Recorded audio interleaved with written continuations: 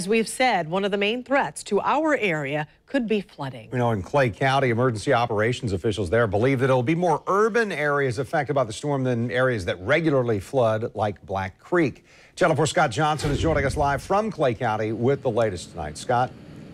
Ken, I'm in the middle of Orange Park right here, just a regular road with some homes, some businesses. This is the area the Clay County Emergency Management says they will focus on as a possible victim of flooding. I stopped by Mackey's Munchies, a Louisiana-style restaurant right across the street from Fleming Island High School. They've made the determination, no matter how bad the storm is, they will not shut down. You guys are staying open tomorrow? Yes. Why did you decide to stay open? Well, because we're from Louisiana. Well, my husband's from Louisiana, and come rain or sunshine, we'll be here. We live right around the corner, and we're cooking with gas, so when everybody doesn't have electricity, we still have propane in the back. Brandy Mackey tells me as long as they have gas to operate the grill, they will still serve customers. But I can still fry some shrimp. I can still fry some fish. I can still fry French fries. We can still do beignets. And, oh, I did just buy a butane thing so we can saute something.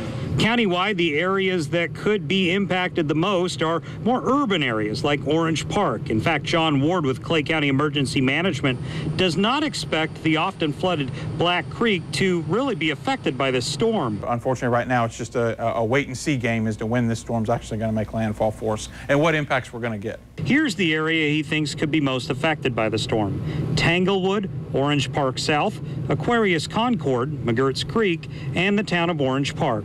We do have our public works folks that are kind of out cleaning ditches, just checking the areas. Our fire crews and law enforcement crews are prepping their equipment and checking all their small motors equipment, that type of thing, just kind of preparing for landfall and what they would have to do post-landfall. I also have a statement from Clay Electric to customers. Some outages are likely.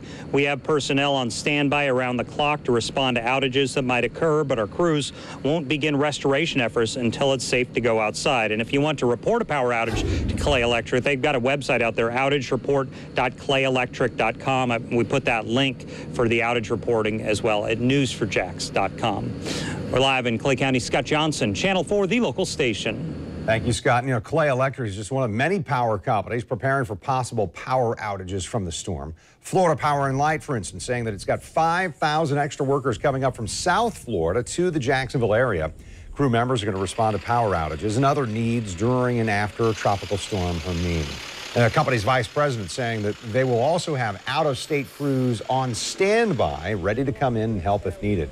40% of the customers are new to the FPL family compared to, say, 2005 when a big storm rolled through the state.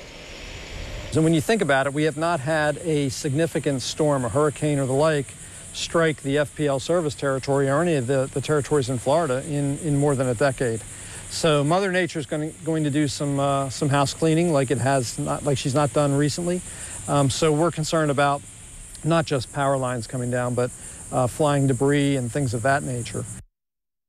And FPL reminding you it's not all on the power company. They want customers to do their part as well. Taking the time to prepare is very key if you do it now. Make sure you have a backup source in case you lose power. And they also say, make sure you've got that evacuation plan. Tonight, boaters in marinas across Northeast Florida are stabilizing their boats to ensure the watercraft will make it through the storm with little to no damage. Channel 4's Francesca Amaker visited a marina in St. Augustine. Francesca, did boaters seem worried or maybe uneasy there? Well, Joy, boaters tell me that whenever a storm hits Florida, of course, that raises some concern for them, but they have been closely monitoring this tropical system in marinas like this one, and they don't feel they're threatened by this storm. Like if you look up at the top of this boat, that glass enclosure around there is very expensive. So if it gets damaged or gets blown away, it's $8,000 to replace it. Before Tropical Storm Hermine makes its way to Florida, Captain Donald Sampson, who has been sailing for 25 years, is doing everything in his power to make sure the Pacing Eagle weathers the storm. Normally, there's only one rope going there and one rope going here. I've doubled up my lines to keep the boat attached to the dock, added some extra lines. And Sampson is actually in luck because his boat is in the River's Edge Marina, also known as the Hurricane Hole, an area that's attractive to boaters since the marina is away from the inlet. We don't get the waves and everything else. We do get the wind and the rain, And we have the tide surge is less here than it would be over at the inlet. Sampson owns this small boat shop at the marina and then goes to his home inside the boat just a few yards away. He says if things get bad, I can take the boat and run away from the storm. And that would involve going south. But he says he and many other boaters are often safer being tied up to the dock. They just need to make sure all items on the boat are secured. The fenders are ready for impact, and their boats are ready for the harsh winds. We've doubled up the lines there, doubled up the lines on the front. And I put them up high so that if the tide does come up real high, then we're still safe. So again, it doesn't sound like they're too worried, but they're also making those extra precautions just in case. As you heard there, if you are a boater, be sure to use extra rope when tying and securing your boat and make sure there are items on the boat that do not fly away. For now, reporting live from Francesca Amaker, Channel 4, the local station.